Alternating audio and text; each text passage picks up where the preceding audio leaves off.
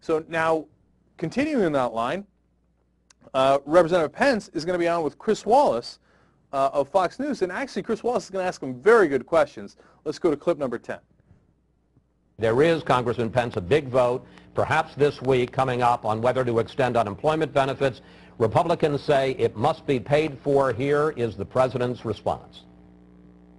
They've got no problem spending money on tax breaks for folks at the top who don't need them and didn't even ask for them, but they object to helping folks laid off in this recession who really do need help. Congressman Pence, why is it that extending unemployment benefits has to be paid for, according to Republicans, but extending the Bush tax cuts for the wealthy, which would cost $678 billion, that doesn't have to be paid for? Well, let me say, look, Republicans, me included, have supported numerous extensions of unemployment benefits, and we're anxious to do so again. Yeah. But look, the deficit this year is $1 trillion for the second year in a row and more. The American people have had it with runaway federal spending, deficits and debt, and they want to begin to see men and women in Washington, D.C.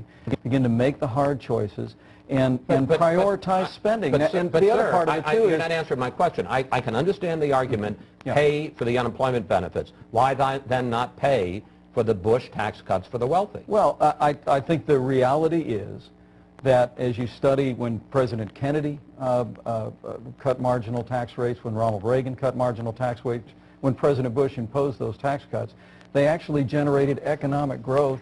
They expand the economy, they expand tax revenue. But the deficit still grew. And so the deficit grew under the Reagan administration and the Bush administration for different reasons, and it had a lot to do with spending. The reality is during the Reagan years, for instance, we doubled the amount of revenue that we were sending to Washington, D.C. after the tax cuts took effect. Okay, look, got to give credit to Chris Wallace for really trying to pin him down on that. Again, he's like, oh, we voted for unemployment benefits many times, and we're anxious to do it again. Well, if you were anxious to do it again, one way would do it would be to do it, to vote for it, instead of vote against it, instead of filibustering it. Filibustering something doesn't really send a signal that you're anxious to do it, right? And then, if you notice, he slipped a little thing in there about we've had over $1 trillion deficit 2 years in a row. Really? Who was in charge the year before? Oh, right, Bush was. But he makes it seem like, 2 years in a row, Obama, No, not Obama, You were in charge one of those years. You're the one who left him $1 trillion deficit. They don't want to spend money on the unemployed because that's not their base. Their base is the people who get them elected is the people who give them money. And the people who give the Republican Party money is the richest people in the country.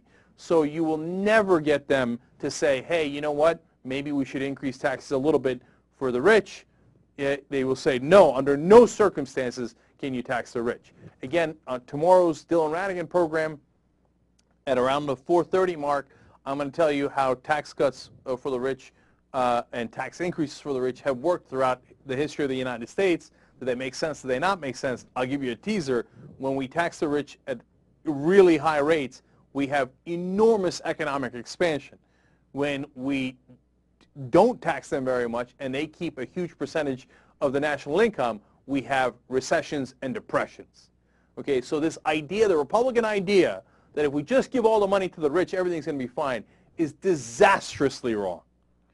All right, and that's what they won't admit. So now, one more, we're going to go to Representative Pete Sessions on Meet the Press, and David Gregory is going to ask him, all right, now you say you won't cut taxes for the, you won't raise taxes for the rich. You won't do this, you won't do that. What will you do? How would you balance the budget? Good questions. Let's see how it gets answered.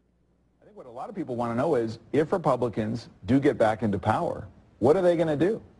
It's quite simple that the American people do understand the agendas that are before us. They understand what the President and the Speaker stand for, and they understand what Republicans stand for. Republicans, and especially our candidates, who are all over this country, very strong standing with the American people back home. We need to live within our own means.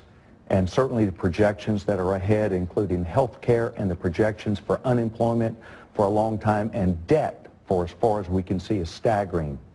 We need to live within our own means. Secondly, we need to make sure that we read the bills, These bills are so bad, which is why we don't have a budget that is being looked at now. The 2011 budget is staggering in terms of taxes and the discipline that is lacking from this House Democratic leadership to even debate and bring the bill for the budget and appropriations to the floor is a lack of leadership. And lastly, that's a pretty gauzy agenda so far. I mean, what painful choices are Republicans prepared to make? Are they going to campaign on repealing health care, for instance, repealing financial regulation? Would you just like to see those two things done? Well, first of all, let's go right to it. We're going to balance the budget. We should live within our own means, and we should read the bills and work with the American people. How do you do it? Tell me how you do it. Name a painful choice that Republicans are prepared to say we have to make. Well, first of all, we need to make sure that as we look at all that we are spending in Washington, D.C., with not only the entitlement spending, but also the bigger government, we cannot afford anymore. We have to empower the free enterprise system. See, this is where... Congressman, these are not specifics. Oh, they and are. Voters get tired of that. You want to deal with entitlement spending. Will you raise the retirement age on Social Security? Will you cut benefits of Social Security? Let's go. Will you repeal health care? Let's go right to it. Do it. And Chris talked right about it. He wants to diminish employers' abilities to be able to be competitive across this world. We need to make sure that we allow employers, which was in that 52-page report that was presented to the President of the United States by CEOs in this country. We need to go back to the exact same agenda that is empowering the free enterprise system rather than diminishing. Senator, I'm sorry, I'm not hearing an answer here on specific, what painful choices to really deal with the deficit. Let's get right to it. I want to live within our means. All right, how are we going to do that? Let's get right to it. Within our means, balance the budget. Okay, that's fine, but how are we going to balance the budget? Let's get right to it. Empower the free enterprise system. Okay, great. How are we going to empower the free enterprise system? Let's get right to it. Live within our means. At the end, my sense was that he never really got to it. Okay, it's because he doesn't want to say, hey, you know what? Yeah, of course, we're going to raise the retirement age on Social Security, and we're going to hose you big time. And we're going to make you work longer, and then we're going to cut your Social Security benefits, we're going to cut your Medicare benefits, and are we going to raise taxes on the rich? Hell no. They pay our bills, man. We're going to raise, in essence, we're going to take away money from the middle class, from the poor folks in the country, from all of you who are suffering, and we're going to give it to the rich. So let's get right to it. That's what it is, and he doesn't have the cojones to say it on national TV. He wants to, that's why the code words. We want to empower the free enterprise system. That means I want to empower my really rich friends by taking your money and giving it to them. Okay? So, and how do we know they're not going to balance the budget? Because they never balanced it when they were in power. They never even tried. When did the budgets blow up? First, under Ronald Reagan. When did they get balanced? Under Bill Clinton. When did they blow up again? Under George Bush. Are you seeing a pattern here? Okay? Because once they get in power, then you don't have to pay for anything. Yeah, tax cuts for the rich, great. Wars for the military-industrial complex, great. Now, one further thing on this. Do you now notice that the media all of a sudden is asking all these tough questions to the Republicans? So what happened? What happened was Obama made the case. Did you notice they played Obama clips in all of those? And Obama came out and said, hey, look, they don't want to pay for unemployment benefits, but they're willing to pay for tax cuts for the wealthiest Americans, right? Or they're not willing to pay for it either, but they want to take it, right?